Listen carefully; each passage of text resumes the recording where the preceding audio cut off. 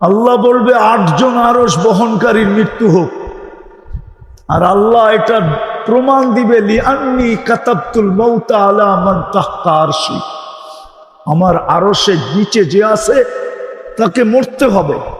আল্লাযী হাইলা ইয়ামুত, যিনি চিরঞ্জীব, ফাহুয়া ফাওকা আরশি, আল্লাহ নিজের কথা ব্যক্ত করবে যিনি আরশের উপরে বিরাজমান, উনি চিরঞ্জীব।